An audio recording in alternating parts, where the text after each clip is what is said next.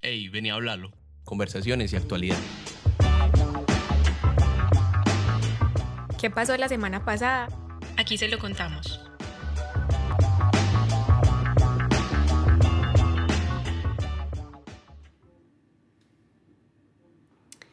Un saludo a toda nuestra audiencia. Hoy nos encontramos en cabina con Juan Sebastián López y mi persona, Juana Zuleta. Juan, ¿cómo estás? Todo muy bien, Juana, debutando aquí en Hablalo. ¿De qué vamos a hablar hoy? Hoy vamos a hablar sobre la venta de las acciones que tiene EPM sobre Tigo Une. Para conversar el tema del día de hoy estamos con el profe David Tobón. Él es economista y doctor en administración en dirección de empresas. Tiene más de 24 años de experiencia en análisis económico de servicios de utilidad pública, entre estos servicios la telecomunicaciones. Bienvenido, profe. Hola, ¿cómo están? Gracias. Muchas gracias por asistir. Antes de iniciar la conversación, vamos a contar un poco por qué vamos a hablar sobre esto de la venta de las acciones que tiene EPM sobre Tigo Une. Juana, el miércoles 21 de agosto, el Consejo de Medellín aprobó en segundo debate la venta de acciones que tiene EPM sobre la empresa de telecomunicaciones Tigo Une. Tigo Une se creó en 2014 cuando se fusionaron Tigo de la multinacional Millicom con Une, que era de la empresa pública pues EPM. Y EPM se quedó con el 50 más 1% de las acciones en este convenio.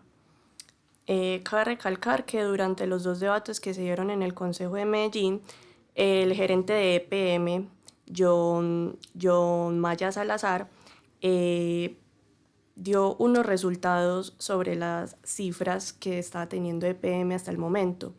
Dijo que las pérdidas de los últimos 3 años eran de 2,3 billones de pesos y que lo que antes valía 2,3 millones de pesos EPM a finales de 2023, hoy en día quedó valiendo 1,3 billones de pesos. Entonces, él argumentó que el sector de las comunicaciones es bastante complejo y muy competitivo, porque entonces todas las telecomunicaciones están buscando nuevas tarifas, todos los meses están buscando cómo atraer clientes y eso no es rentable para ninguna empresa.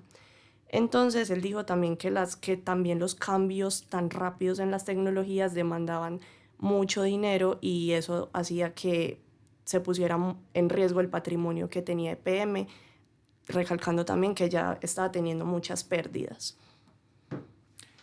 Esto es importante resaltarlo, Juana y profe, y es que se conoce que las intenciones de Millicom para luego de comprar las acciones que le pertenecen a EPM responde como a una intención de fusionarse con Movistar, que a su vez es una filial de la empresa española Telefónica, dueña también de lo que en algún momento en Colombia fue Telecom.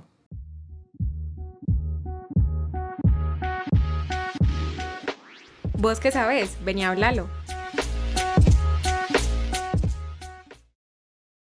Profe, ya continuando con la entrevista, ¿nos podría explicar un poco cómo funciona el negocio de las telecomunicaciones, especialmente aquí en Colombia? Sí, bueno, lo primero es que hay que hablar es de comunicaciones, que es es un conjunto más amplio que las telecomunicaciones, porque bien sabemos que hoy, además de transmitir voz, se transmiten imágenes, se transmiten datos y lo inimaginable, ¿no? Entonces, eso es lo primero, que hay que hablar de un espectro de negocios mucho más amplio. Y es precisamente ese cambio tan estructural que se ha dado porque la historia de EPM y la historia del negocio de las telecomunicaciones tiene muchas etapas, pero por así decirlo, en una etapa de hace 20 años, un poco más, el negocio funcionaba por cobre, entonces básicamente era llamarnos, las otras tecnologías estaban apenas en demostración, pero luego ocurrió un cambio fuerte con la llegada de la telefonía celular y luego con la masificación de la internet. Entonces hoy hablamos de muchos negocios que funcionan en paralelo y la telefonía bajo redes de cobre pues ya no funciona. En muchas casas tenemos teléfono, de hecho ya no es de cobre, ya funciona con otro tipo de tecnología, pero de hecho pues digamos la telefonía fija no funciona, funciona la telefonía móvil, pero tampoco ya funciona la telefonía móvil como la conocíamos antes, sino que ya es una autopista de internet a través de la cual funcionan muchos servicios de comunicaciones. Obviamente funciona bajo redes porque es que la telefonía móvil, pues hay unos satélites que son los que transmiten las señales, pero esos satélites llegan a unas torres de transmisión y se requieren unas redes en la ciudad para poder que uno tenga en la casa el servicio de la internet. Pero paralelamente está surgiendo, o ya surgieron tecnologías como la satelital de baja distancia en la cual uno también se puede conectar a la internet. Entonces hoy tenemos varias autopistas que funcionan de manera complementaria y como si fuera poco, esas autopistas pues pueden ser rentadas, es decir, uno no necesita tener la infraestructura para ser un competidor en este negocio. Ejemplo, WOM o el Exitus, uno puede adquirir un paquete de estos de internet con esas empresas que lo que hacen es pagar una licencia o una tarifa por el uso de las redes. Uno también puede adquirir el servicio satelital que es lo que ofrece Elon Musk. Y Starlink. Sí, Starlink. Y paralelamente, que es lo que hay que recalcar hoy, los negocios más fuertes en comunicaciones no es proveerle a los demás el servicio, sino que son estas plataformas de streaming, ejemplo Netflix, todos estos, el Google, el Met, o sea, todos estos negocios, digamos, asociados a Facebook, asociados a Google, asociados a Elon Musk, que son los, digamos, son los pioneros hoy en los avances tecnológicos. Profe, Y ellos lo que hacen es utilizar las redes para proveer sus servicios. Eso se puede relacionar con que muchas empresas ya de comunicaciones Sí. se estén aliando con plataformas de streaming, como por ejemplo Movistar con Star y Disney, con Sí. Tigo con Amazon, con HBO. Sí, son negocios compartidos, ¿no? De hecho, otro rasgo de las telecomunicaciones, ni siquiera lo dijiste, porque otro rasgo de las comunicaciones hoy son los paquetes. Uno realmente compra paquetes en los cuales uno tiene el acceso a la telefonía móvil, que es la que ya funciona, o por las plataformas tipo WhatsApp, etcétera. Uno tiene la internet para navegar en la autopista y uno tiene el servicio de streaming para muchas opciones. Entonces estas compañías como Tigo, como Claro, lo que hacen es ofrecerle a uno un paquete y tener alianzas estratégicas con Netflix, con Disney, con Apple, etcétera, para ofrecerle un servicio de estos a uno. Que eso no funcionaba antes. Fíjense que si uno comparaba lo que se gastaba un hogar en la canasta de telecomunicaciones hace 25 años, por así decirlo, pues solo era la telefonía fija. Pero fíjense hoy cuánto pagamos en telefonía, internet, televisión, tener el Netflix, tener otra opción porque quiero ver una serie. Y otra cosa que no se puede ignorar es que estos servicios también funcionan con algo que se llama los subsidios cruzados. Y los subsidios cruzados es que muchos servicios lo que se hace regularmente es que se ofrecen gratuitamente. Ejemplo, WhatsApp. El WhatsApp se ofrece, o el Facebook, o el mismo Google. Aparentemente se ofrecen gratuitamente, pero por otro lado llega el costo. Por ejemplo, el costo en esos servicios, ofrecer toda tu base de datos, ¿no? Como persona, o cobrarte por otro lado. Entonces, hoy tenemos en el mundo de las comunicaciones todas esas maneras de comunicarnos o de estar inmersos en una red, ¿sí? Que es, digamos, lo que hoy más tiene valor, hacer parte de una red en algún sistema de comunicación. Okay. Profe, y ahora que estamos hablando de estos negocios, y estos nuevos modelos de negocio que tienen las empresas de comunicaciones, creo que vale la pena preguntarle qué factores de este negocio de las telecomunicaciones pueden haber causado tantas pérdidas en la alianza Tigo-UNE, y conecto esta pregunta con otra, y es ¿por qué pareciera que las empresas de comunicaciones estatales nunca terminan de funcionar bien? Sí. Pues lo primero es que ya lo había citado ahora, estos negocios cambian de paradigma, digamos, cada 5 años. Entonces, cuando uno mira la tabla de los sectores más dinámicos, las comunicaciones están ahí, o sea, la manera de comunicarnos y de ofrecer servicios van cambiando radicalmente. Entonces, eso es lo que se llama en ingeniería o en economía, que son tecnologías disruptivas. Como son disruptivas, se requieren grandes montos de inversión. Como se requieren grandes montos de inversión y son disruptivas, pues uno no sabe realmente cuál es el cauce de la tecnología. Puede que yo invierta en una tecnología, en una manera de ver el mundo y esa no sea. Y entonces estoy perdiendo. Eso significa que se requiere un músculo financiero fuerte para estar en un negocio de estos. Se requieren grandes escalas, o sea, se requieren atender grandes mercados para poder rendir esas inversiones. Y desde el punto de vista del sector público, pues el sector público tiene un primer problema, y es que primero tiene recursos limitados, en los cuales debe priorizar, por así decirlo, sus gastos, ¿no? Entonces, incursionar en un negocio de estos que es tan complejo, en el cual el sector público tiene restricciones de financiamiento, fuera de eso los funcionarios públicos tienen problemas, porque yo como funcionario público puedo estar con problemas incluso fiscales.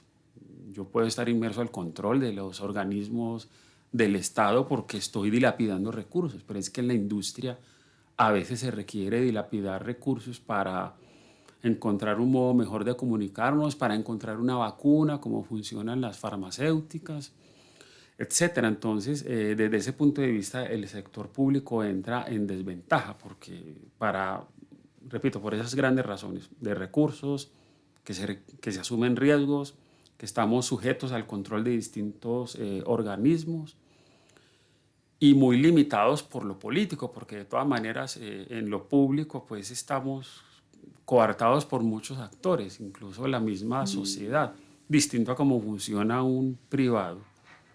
Entonces, profe, según esto que usted dice, las razones que dio el gerente de EPM de por qué quieren salir del negocio de las comunicaciones sí coinciden con las razones que trae el negocio. Sí, en eso pues no veo yo otra razón. De hecho, esto es muy paradójico porque esa unidad de negocios de EPM, que hoy se llama UNE, que antes se llamaba la unidad de telecomunicaciones, valió mucho más en una época en la cual PM tenía un gran número de usuarios coaptados y pudo haber sido el gran momento para vender. Pero fíjense que es que entramos en una alianza estratégica con Millicom muy compleja, en primer lugar porque no sabemos quién es Millicom. Si usted mira dónde está la casa matriz de Millicom, está en Luxemburgo. Sí. Luxemburgo hace parte del listado de paraísos fiscales. Entonces estamos en una alianza estratégica con una empresa que tiene su sede estratégica en un paraíso fiscal, en primer lugar. En segundo lugar, se han requerido inversiones durante, o sea, de 2013 para acá, continuamente se han requerido inversiones. No ha estado claro la recuperación de esa inversión. Y entonces gran parte de las utilidades que se han dado en ese negocio lo que han ido es apalancar capital y apalancar y apalancar y apalancar con muy poca claridad sobre si esa inversión es rentable o no. Y eso en términos financieros que ha indicado que realmente es un negocio que ha dado muy poquitas utilidades y que ha requerido que empresas públicas de Medellín esté capitalizando y esté capitalizando. Un ejemplo, emitiendo bonos. ¿Y quién ha comprado los bonos? El mismo Millicom. Entonces es una cosa súper rara, ¿no?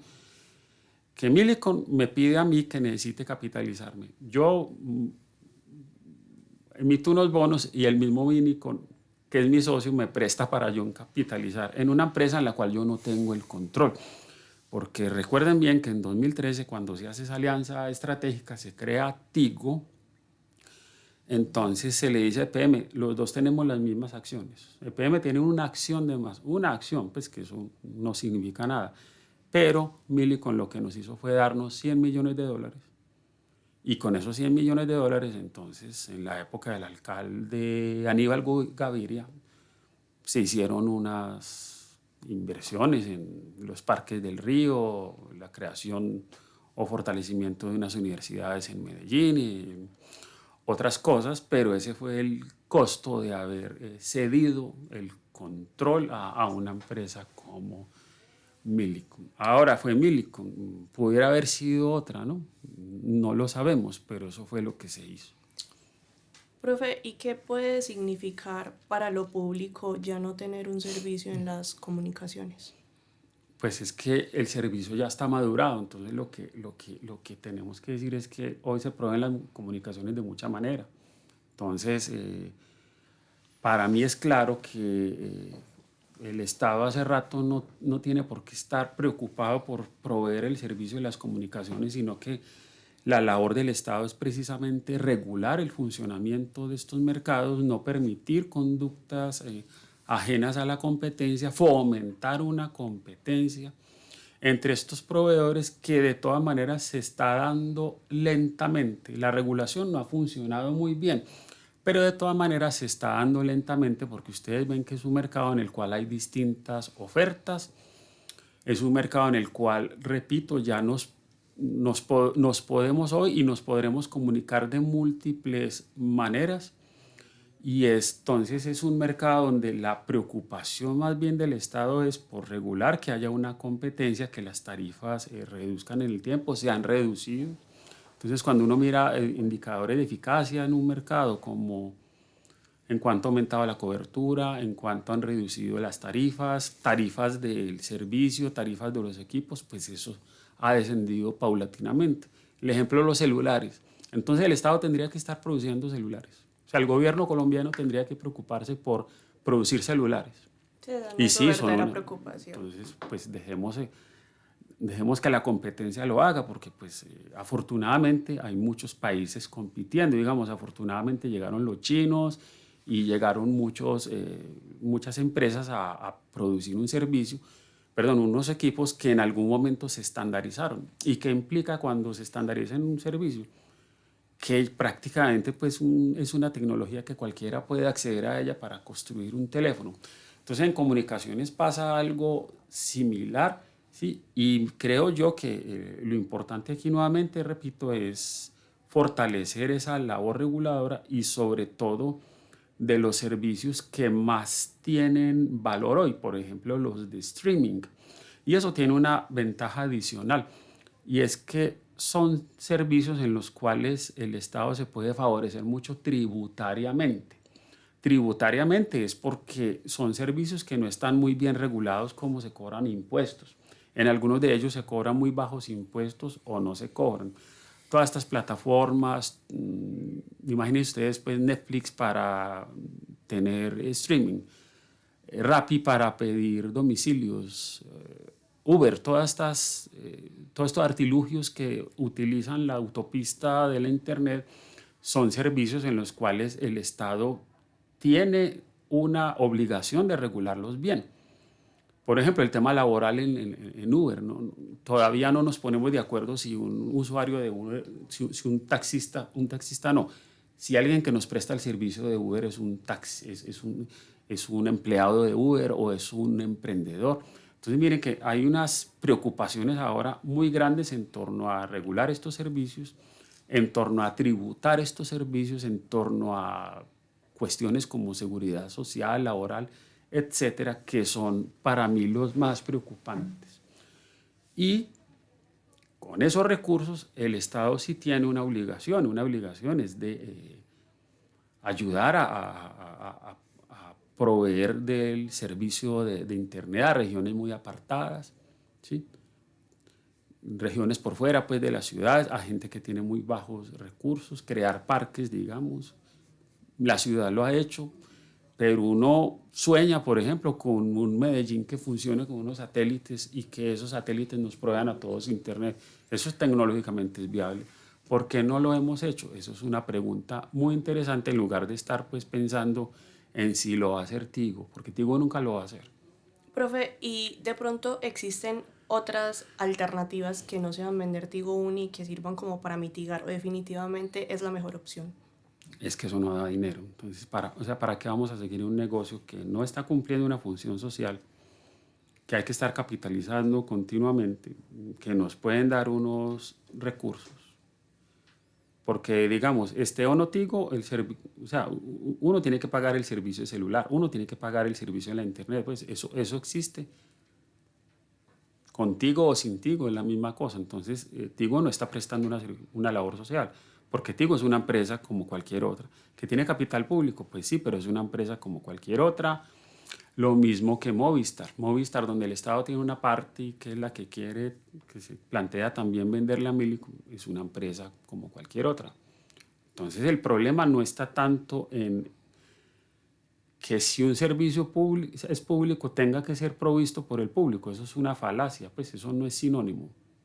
Las telecomunicaciones son un servicio público, pero eso no implica que deban ser provistos por el sector público. Más bien, como servicio público debemos preocuparnos en regular esos servicios y en preocuparnos en atender a población vulnerable. Profe, cuando estábamos haciendo la documentación para este episodio, nos dimos cuenta de que en Colombia más o menos hace unos 37 años, estoy hablando de los últimos 3 o 5 años de los 80s, con la venida de la apertura económica hubo una seguidilla de venta de muchos activos del Estado a privados, ¿cierto? Sí. Queríamos preguntarle si qué consecuencias puede tener esto o si es realmente necesario para el Estado colombiano vender empresas, porque no es solo el sector telecomunicaciones, sino hay otros sectores con mucha repercusión como el sector energía o el mismo sector financiero. Sí, no, pues sector financiero no voy a hablar porque no tengo idea, pero cuando hablamos, por ejemplo, de lo que era el Estado en los 80, y no solamente estamos hablando del Estado en Colombia, sino que estamos hablando del Estado en América Latina, en Inglaterra, que fue donde comenzó todo este juego, y en otros países del mundo. En Colombia, cuando uno mira las cuentas del Estado, casi la mitad de la deuda externa de este país era por las hidroeléctricas. O sea, era un país súper endeudado porque las hidroeléctricas se financiaban con el presupuesto público. Las tarifas eran bajas, pero no había cobertura. Estuvimos sujetos a un apagón. Entonces, por ejemplo, en el sector eléctrico, ¿qué se hizo a principios de los 90? Se permitió la apertura a capital privado y que el Estado se concentrara en regular este servicio.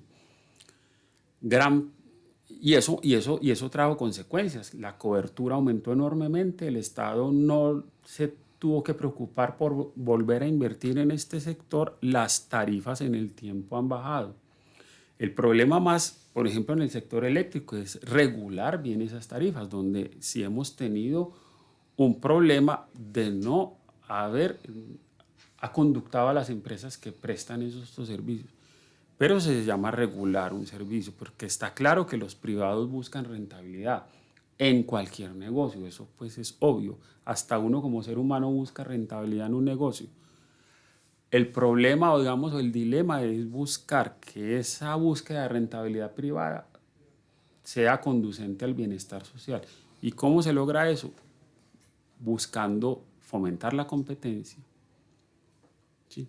Vendiendo activos, porque a veces hay que venderlos porque es mejor buscar un uso alternativo de esos recursos, fomentar la competencia y en el caso donde no haya competencia, regular bien estos servicios.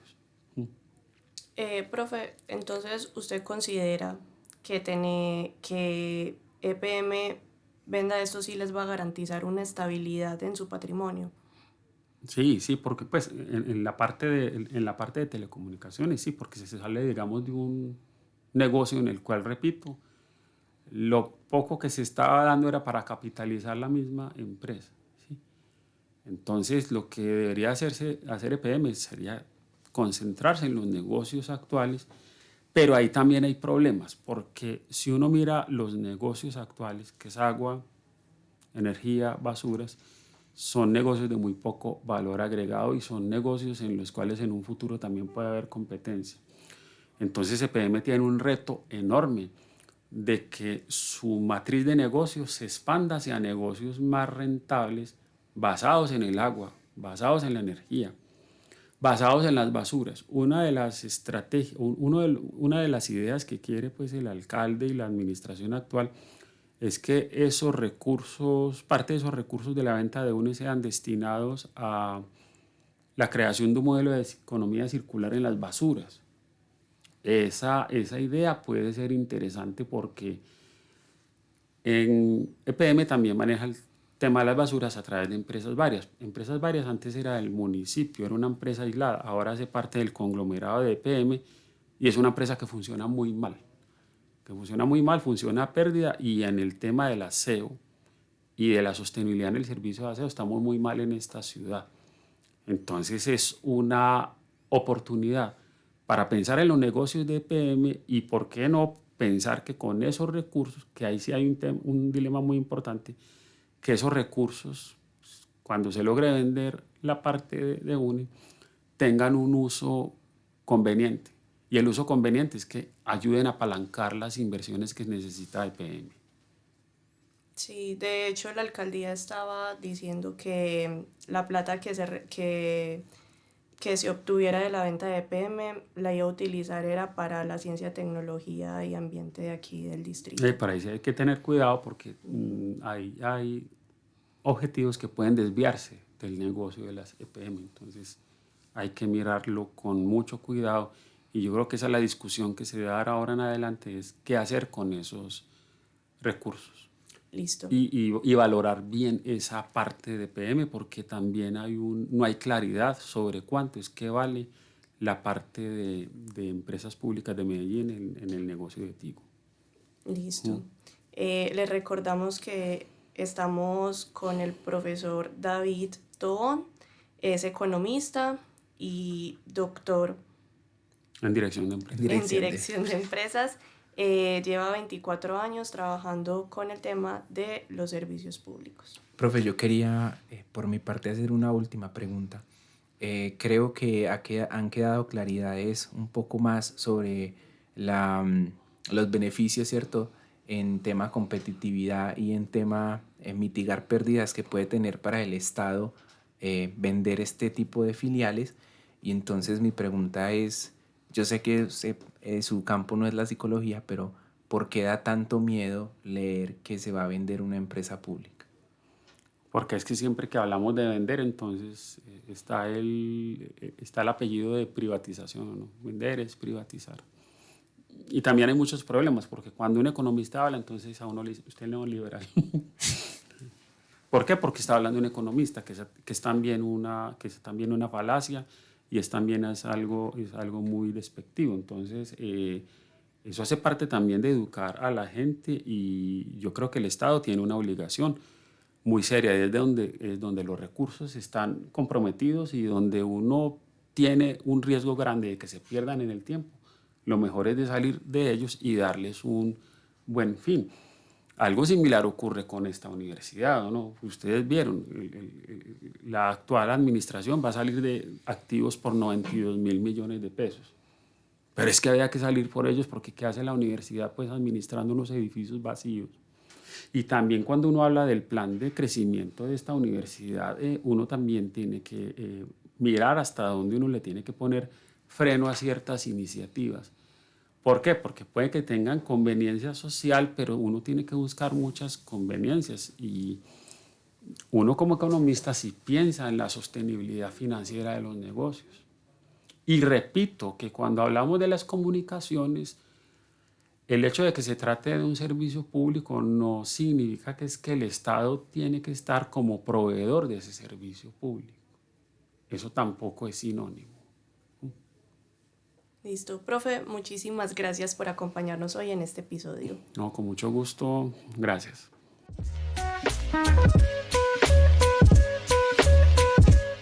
Hoy, háblalo.